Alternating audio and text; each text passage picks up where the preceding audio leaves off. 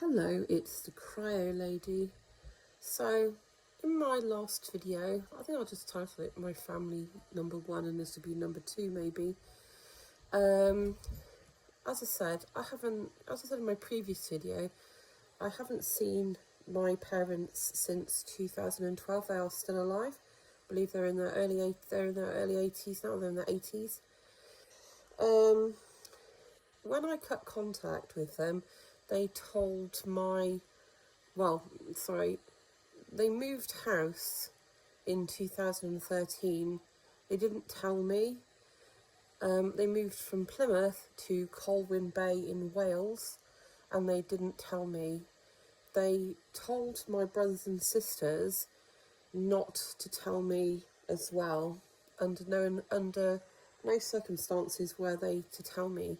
Now, when I cut contact with them, I also cut contact with all of my brothers and sisters, because it's not like, they weren't a close family to me.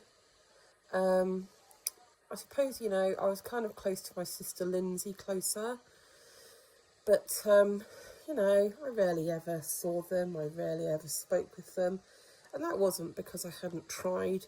When I left home, I tried to keep in contact with everybody, but no one seemed particularly interested. I don't know. I guess, I really wanted a family. I really wanted to have parents that loved me, but it became very clear when I was quite young. I think I realised when I was probably about 7 that my mother, Janice, absolutely did not love me. She didn't care for me.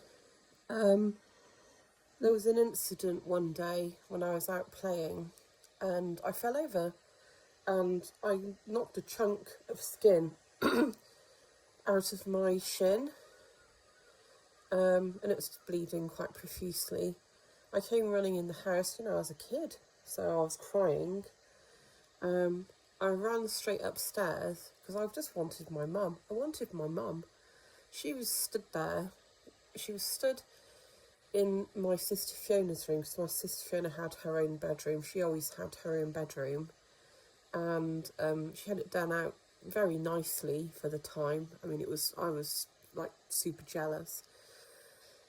And I just put my arms around my mum, and I have this strong memory. It's so strong, it stayed with me, how she just stood there, completely ignored me. She just had her arms at her sides, and she just continued having a conversation with my sister Fiona.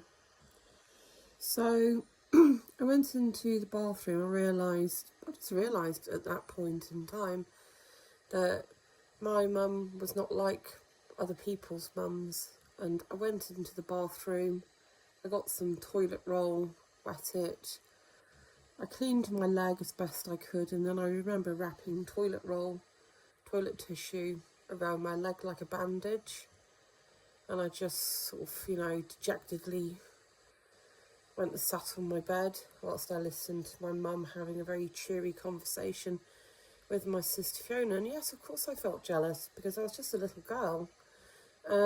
She went downstairs. She didn't even come into my room that I shared with my sister Lindsay. She didn't even come in. There was another experience that I had, because Floyd used to single me out for special treatment, often in the form of beatings. There was one night, again, I was probably about the same age, perhaps 8, I'm not sure, 7 or 8.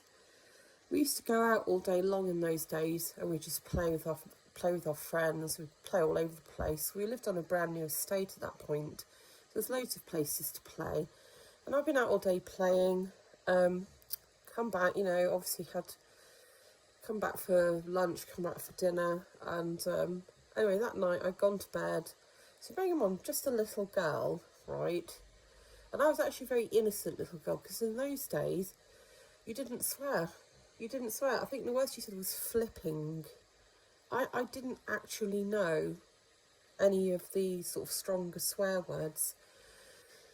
Well, it was dark, I was going to sleep, my father came. All of a sudden, I heard the phone ring because I was just drifting off to sleep. I couldn't hear what Floyd was saying.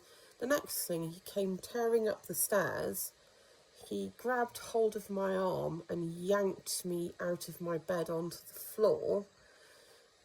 He told me that he'd had a phone call from one of the neighbours who'd apparently heard me saying the F word repetitively.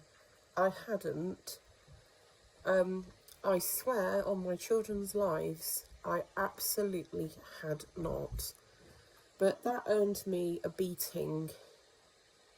He just beat me. He really was like hitting and smacking me as I lay on the floor.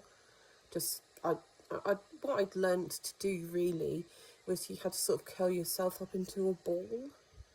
So I just curled myself up into a ball whilst and I was, I was just saying, Dad, I didn't say that. He wouldn't believe me. But I think that's one of the things with Janice and Floyd is that they always put other people, often complete strangers, before me. They prefer to believe bad of me than good. I don't really remember them. I think the only thing that they used to do, and actually that wasn't Floyd never did this. He never did this.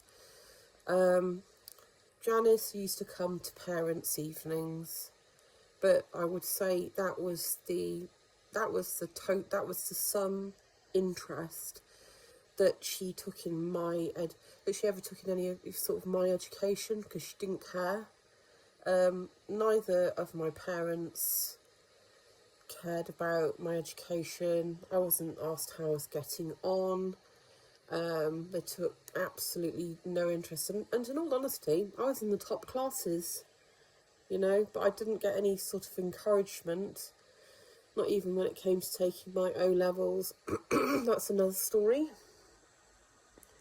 I remember I wanted to, so I'll give you another story. I wanted to go to university, and I was going to go back to college to do my A-levels, and I'd been accepted to do that. My plan was to go to university. I discussed the plans with my mother and father, and they both sat there, and Janice just pretty much barked out, no, you're not going to university. My father said, that's right, you're not going. You are absolutely not going to university. You can, what did they say? You can get a job as a secretary. You can join the police. Or what was it? Something else. I can't remember. But basically, they reeled off 3 jobs they said I could do. I mean, I wound up doing neither of those, and I wound up being a psychiatric nurse. But again, that's another story as to how I got into that and why. I mean, it is partly to do with them, absolutely. But, yeah, so that's another little story about Janice and Floyd.